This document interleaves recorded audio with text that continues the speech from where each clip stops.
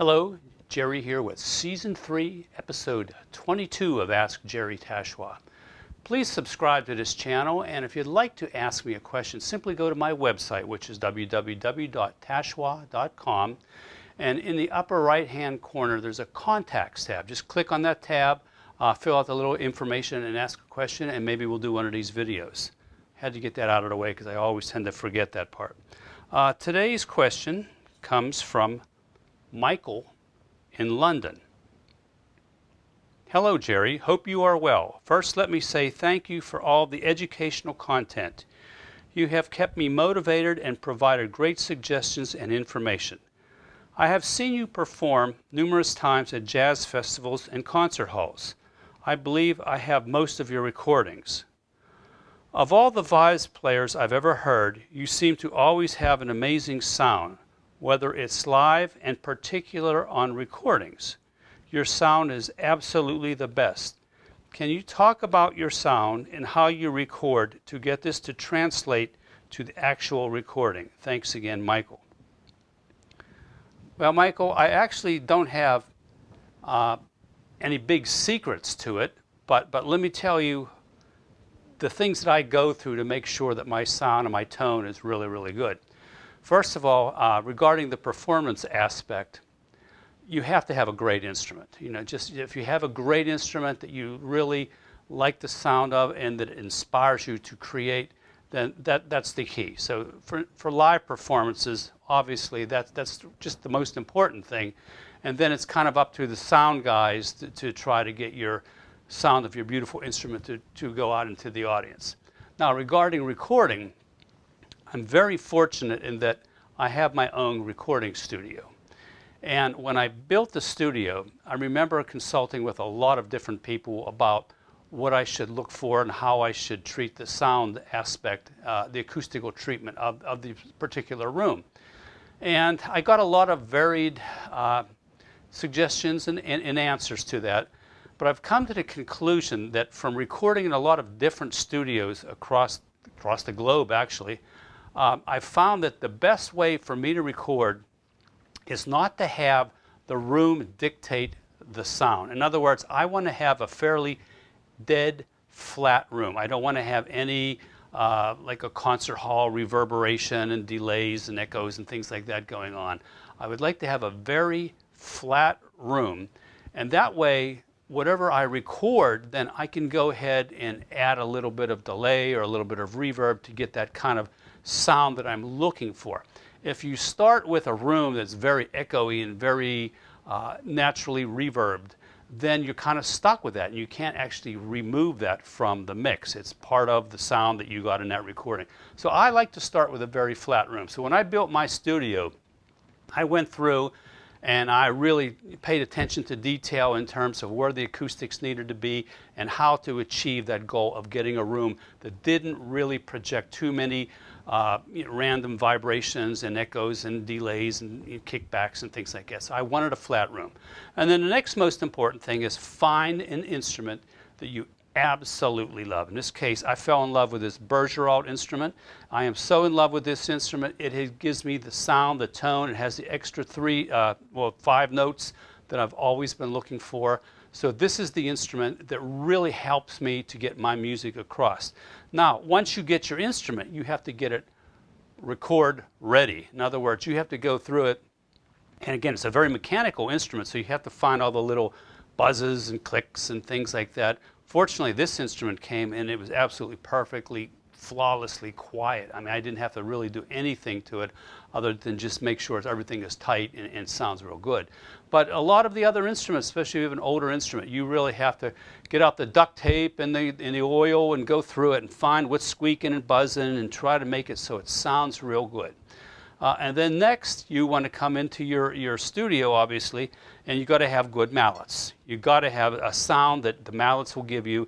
And in this case, I use my own mallet, which is made by Innovative Percussion. This is the Jerry Tachoir JT23 mallet.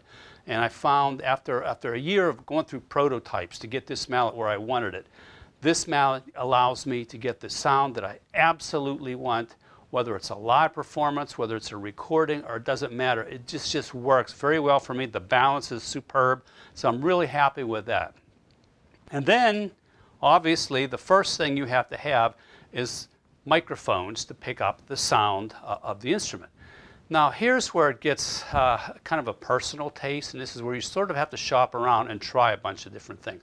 But I have found personally, if you find a fairly decent, and it doesn't have to be a super expensive microphone, but if you find a very nice condenser microphone that you can get hold of, and condensers require an external power, they call it phantom power, and somehow it sneaks the power up through the actual cable into the microphones. But a condenser microphone has to have that.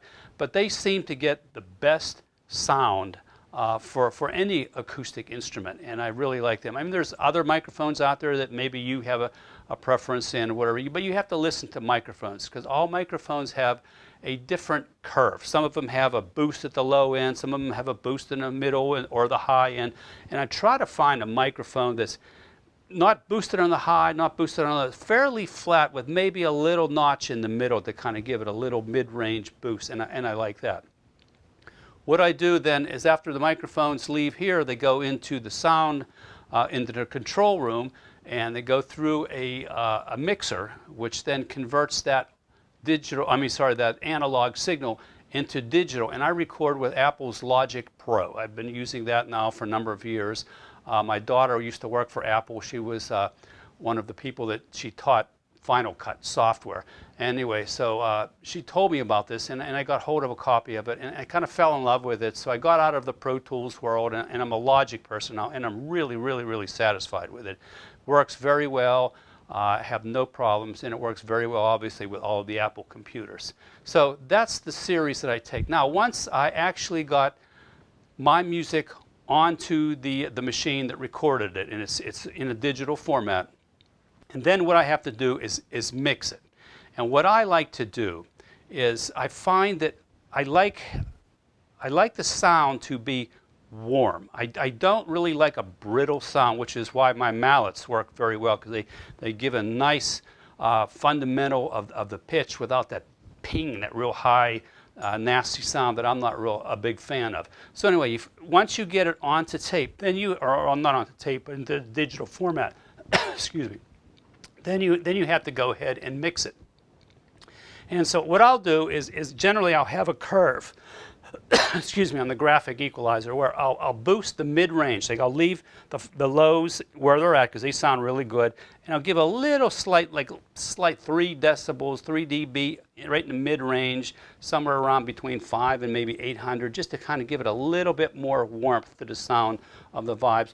And then I leave the top alone. Or sometimes I might even cut the top, because I really am anti that real bright vibraphone sound.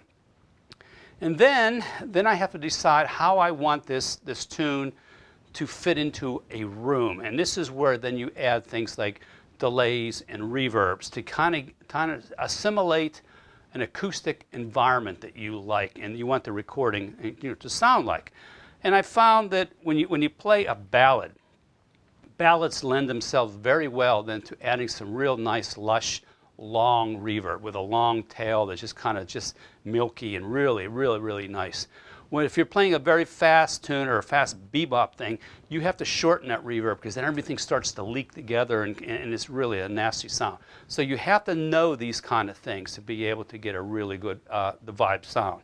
A lot of times then I have a little chorus to the vibraphone, just a little very slight amount of chorus to it, and it just kind of gives it, I don't know, just a little bit of movement, kind of a little like a swishy kind of back and forth chorusy sound, and very subtle. If you put too much of it on, it sounds out of tune. So basically that's it. That's all I really do to get my good sound. And again, the hardest thing is live, because you're at the discretion of the sound guy that's out there, and depending on his ears and his equipment and how he likes to mix, you really have no control over it, unless you can have somebody go and say, no, look, this is too loud, fix this, move this around. But you have to be sensitive and try to work with people and work with what you have. But the recording environment is a total different thing. You can really spend the time to get a nice lush sound by just making sure your instrument sounds good, it's an instrument you love, you got the right choice of mallets, you're in the right environment. Try to keep it flat in terms of no added effects. Don't ever record with effects, by the way, because once you record with effects, you're stuck with them. You can't remove them later. So I record everything completely flat. And then later on, I'll go through with that mix and I'll add a little bit of reverb, maybe a little bit of delay and a little bit of chorus, and pretty much that's all I do to get my sound. So I didn't really offer any kind of deep, dark secrets or anything, but I hope that helped you, and I appreciate your question. Thank you so much. And I look forward to more questions, so people, please just send them to me, and we'll do some more of these videos. We're already into season 3, so things are moving along really well, and I appreciate you, and thank you so much, and keep vibing. Have a good day. Bye-bye.